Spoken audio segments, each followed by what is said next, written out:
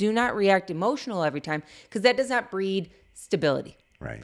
Then your kids start thinking, mom and dad, I don't know what they're reacting. I don't know what to do with them. That emotional reacting, it actually weakens leadership. Correct. It actually weakens credibility. It makes kids less likely to listen to you, and rightfully so, probably, and right? then not bring things to you, because they don't know how you're going to react over spilled milk versus a car accident. You know what I mean? Like, they don't know what you're doing. Yeah. Hello, everyone. We are Greg and Jacquie Francis, and welcome to High Performance Parenting, where our passionate goal is to encourage you to raise champion children in a crazy world. Every week, we will bring you multiple episodes from our extensive experience of raising our six happy, healthy, successful, godly kids who are confidently equipped to win big in life. We deeply believe that any parent who is provided with the right knowledge and continual support can raise amazing kids. And when they do, all of our futures get better. If raising up future generations of absolute champions matters to you as much as it does to us, here's how you can contribute. Like and share this podcast with everyone you know. And together, let's embrace this journey of raising champion kids in a crazy world. Hi, welcome back. We are on, I think this is our third part of this series.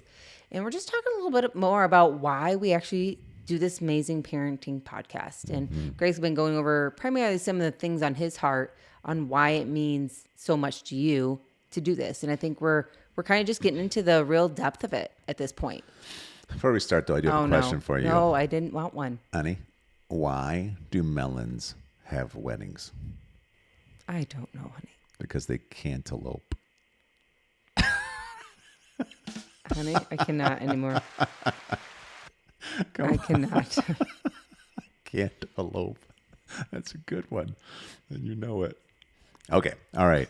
Getting down to the last couple of points for me, main points. I feel like I could talk about this for days. And hopefully it comes across to everybody out there that this is just our passion to see families win. And we want your family to win, In particular, we want those of you out there that have a strong desire to have your family win and you just need some help. We're the ones we want to be talking directly to. I don't know how to speak. Like in all of our endeavors, I tell people all the time, like, I'm not here to try to get you to be motivated. What I am here for is if you are motivated, I'll help you use your motivation in a way that creates results, right? Yes. And so another point for us, for me in particular, why we do this, is because I genuinely believe that kids feel safer when parents lead well. Okay. When there's clarity and there's structure and there's standards and there's expectations and they don't move. I just think it's so huge, because the reality is in every household and in every endeavor and everything that you do, when there is a healthy level of discipline within it, it creates freedom. We've talked on multiple episodes about how to minimize chaos in your household because most people are operating out of chaos. And chaos to me is the opposite of freedom. It's the opposite. It's like there is no freedom mentally. There is no freedom even in your time. There isn't freedom even in your relationship, the way that you can actually build it in a healthy way because you're always just reacting, And so I just really believe that if a lot of families will adapt some more discipline within their household, they'll be so happy because there's so much more freedom behind it. Would you agree? I agree. I think, again, and we've said this so many different ways, is kids just want to understand what's expected of them. And why. Yes, a clear understanding of what's expected and why. And I mean, obviously it goes with age-appropriate conversations. Sure. When they're young, you don't need to explain to them why they can't walk into the street. It's simply don't walk into the street, But then when they get older, this is why you don't walk into the street. This is the possibility of what could happen, and I do not want that risk for you, And I think it's having those honest conversations that you're willing to have. I was just with somebody for coffee the other day, and we were just chatting about, as our kids are getting older, there's a lot of conversations about relationships, dating, what that looks like, the standard of dating, what it looks like to have a boyfriend. What does that even look like? And one of her questions to me was just like, are you and Greg very open with your kids about what kind of relationships can happen and what the wrong track of a relationship can happen? And I said, we're very honest. We've had to explain to our kids some of the mistakes we've made as young, honestly stupid people that didn't know what we were doing. You know what I mean? People are just influenced by culture. And we were, we consider ourselves some of the strongest people we know, but as a younger version of ourselves, we were not there. We were influenced. And so if we know that, it wasn't clear in our heads, ramifications. It was not clear on why. It was not clear on why to do any of it. And I think that's where the confusion comes. So with our kids, we really believe freedom comes from clarity. Yeah, it really does. And then, discipline is multiple different aspects to it, right? One can just be like structures within your home, things that you do, don't do, expectations set. Another one is actually how do you teach kids consequences for actions? And that's a whole nother topic right there that we're very big on, is how we actually discipline our kids. We don't punish our kids, especially when they're little.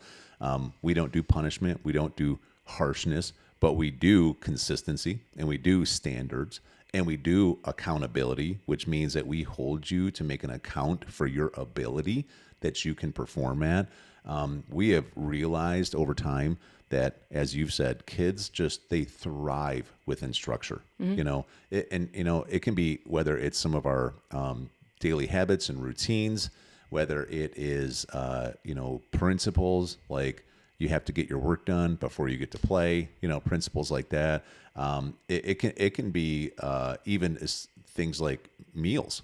You're really good about having structure around, okay, when do you actually get to snack? What kind of snacks do you actually get? And you get them only after what? Like those kind of things, they make such a big difference in a household, which then creates that freedom that I think everybody is striving for. And so, another part for you and I, and when it comes to discipline, creating freedom, is you and I having enough focus, discipline to not overly react emotionally in moments. And we've talked about this before. This was a lesson learned, specifically for me. I'm sure for you too, but is not to emotionally react to everything. That your kids are going to make mistakes. Okay. Yeah. It's obvious. It's going to happen. Yeah. We make mistakes. Yeah. You know what I mean? But to, when situations happen, to take a step back instead of lunge forward and say, how am I going to handle this? And maybe sometimes it's, I don't know how to handle this with you right now. I'm going to take a minute and I'll get back with you. Yeah. And that's okay as a parent. Sometimes kids shock you with what they do, and you didn't read up in the hand manual that we don't have, on what to do, and you need to take a minute, and that's okay. Do not react emotional every time, because that does not breed stability. Right. Then your kids start thinking, mom and dad, I don't know what they're reacting. I don't know what to do with them. That emotional reacting, it actually weakens leadership. Correct. It actually weakens credibility. It makes kids less likely to listen to you, and rightfully so probably, and right? then not bring things to you. Because they don't know how you're going to react over spilled milk versus a car accident. You know what I mean? They don't know what you're doing. Yeah. So true. Yeah. Okay. And then I'll say one last point, and then next episode we can get into some of your key points. But, for me, I don't know. It's like, you see the direction the world is going, and I feel like there is a fight for it within our homes, as I've described. At the same time, we also have to prepare our kids how to be able to be champions and how to be able to lead despite whatever kind of circumstances are happening external. It isn't like we can just create an atmosphere. Sometimes people think that they could almost think we're a little bit of helicopter parents with our kids because we are really careful about what we expose them to in their most critical development stages, whether that's wrong friend groups or whether it is wrong education or whatever. But the reality is what we're doing is we're trying to just build them into strong leaders that eventually are developed so well that they can manage themselves and handle any situations thrown at them. And so this is really big. You have to look at it like we're not just raising kids, we're raising future world-changing adults. And so there is a process that goes into that again, our key word is intentionality. Yeah. And again, I can't stress, if we're going to talk about this one again, is conversations. It's, I will just tell you, parents, I'm sure many of you, just like us, you are running all day long. And by the time the end of the night comes, you want some alone time. A lot of times that's when Greg and I want to connect. We just want to have some connection time, talk about our own thoughts without kids asking questions all the time. And I mean, these are kids 7 to 17. So it's like the questions can vary any night. You know what I mean? And we do. But what we do is schedule some time for you and me. And then we allow the door to open for them to come in and ask questions they have. Because some of the best questions our kids have had have come when maybe we've been too tired, busy, whatever. It's true. And we've had to slow down and be like, we're going to take that extra 20 minutes tonight and we're going to press into this. And sometimes it's a 30 or 40 minute thing and we're tired and we have meetings the next day, but it's intentional. Yeah. And these come through from everything from sports conversations. I mean, we do on some of our episodes, we actually have real world live conversations with our kids about different topics, like, navigating losses and how to actually challenge yourself for future wins and how to actually learn the lessons from sports that we want them to learn. I mean, this is where you start raising leaders, and it's through communication through situations and experiences, right? We do a lot of work, and I think every parent should do a lot of work on how to develop emotional intelligence in your kids. What does emotional intelligence even mean? How do you walk in emotional intelligence? How does, when some kind of situation happen, how do you interpret it? And what do you do with it? And how do you learn from it? How do you process it? Because everyone processes things differently. Or even like, our kids are not the type that are okay with being excluded from things. Most kids want to participate in things, not just with sports, but going out to eat after a game or something like that, or grabbing ice cream with friends. And when they don't get invited to that stuff, we need to process it with them. They don't understand. And if you're not available to do that, they're going to try it on their own, and their way might be unhealthy. Yeah. And then as they get older, it's more unhealthy and more unhealthy. And before you know it, you have a child that's kind of exploding inside because nobody taught them how to process these things. Sure. I mean, other stuff about raising leaders, you have to teach future leaders what responsibility is, how to respond to your ability to be able to perform in any kind of situation. Like, that's an important thing, what it means for people to be able to depend on you, what it means for you to, and it starts with simple things like just following through in your chores. It turns into things like being a good teammate, in different ways. It turns into being able to make good decisions without someone looking over your shoulder. These are all, nonstop topics. The more I talk about all this stuff, the more I'm like, we've had thousands of conversations around every one of these things, 1,000 conversations in a year. Yeah. That's just 1 year, It's honey. true. I'm not It's trying true. to be funny, but we have to teach our kids, when we're teaching kids how to be leaders, we're teaching them how to have resilience.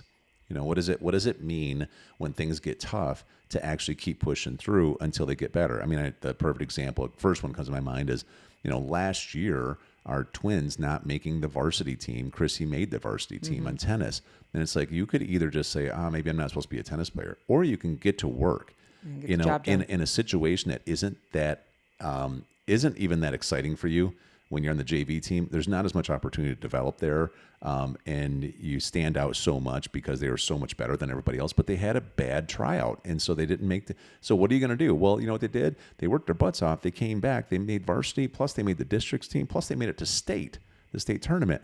And you see, to me, that's like a whole chapter on just resilience, but in any category. How do you learn what resilience is as we're building businesses together? And the kids are getting involved in stuff we're doing, and they're not going as good at it or as fast as we want them to, and they have to see us having resilience. I would say another thing about raising leaders would be teaching kids how to take ownership. How do you in the age appropriate seasons start taking more ownership of the things you're supposed to take ownership of, so that way it's not always just being completely dependent on someone else taking care of things for you, right? Yeah, I would also add teaching your kids how to actually have a faith walk. Mm-hmm. That's where we're rooted. Mm-hmm. That relationship matters most. And what does that look like first? And from there, how do we treat people because of that? It's one thing to be out in the world, but if you're treating people disrespectfully, dishonoring, unloving, that is not who we are. And, we see a lot of that. We see that on the courts when the kids are playing, or anywhere really out in the greens. There's cheaters. Oh, yeah. And there are people that have no standards, and there are coaches that will not correct them. They will allow them to get back. We see people that have nasty attitudes. We see people that are unclassy. This isn't new. This is life. Yeah. But to teach our kids what it's like to raise above that and play your game, and that's between them and them. Whatever it's a sad situation. We actually look at it like that's really sad that nobody taught them to have standards in their life, that they would do something like that. But to walk through that with your kids, because you can feel like the underdog. Yeah. If you're the one, I mean, Chrissy had it on the court. We had a cheater, pumpkin eater she was playing against. And this girl was just ornery. She was just so bad. Straight ornery. All the coaches just let her get away with it. She was a hot mess. Yeah. And you know what? How do you teach your kids that, and unfortunately we didn't win that game. The cheater won. Yeah. But to say that, we're going to put our head up high because we actually did it with standard and grace, and we did it right with our ability, and that's between her and her. But I'm proud of you, Chrissy, because of X, Y, Z. So it is. True. It's a big conversation. And then you get good enough so you can actually beat cheaters, even if they're cheating. But you still get to keep your character. So what a lesson. Final point on this topic. I just want all you parents out there to understand that comfort culture is hurting kids. If you have a comfort culture in your home, it is not healthy for your kids. I'm sorry, but I'm just calling you out on it. And I get it. You're going to have to fight against it because most of your friends are going to be promoting what they do, which is a comfort culture. And it is hurting kids. We need to be teaching our kids that struggle is necessary, that there is a way to face into struggle and to actually overcome through struggle, because this is part of raising future adults. We also have to teach them that when you actually learn how to operate in responsibility, that this will build your confidence. When kids are highly responsible, they're highly confident kids. Right. And so, but it's something that doesn't just happen. It's something that has to be developed. And so the last point was we're raising kids. We're not just raising kids in this season where they're kids. We are developing future world-changing adults. So good. All right. Love you. Love you.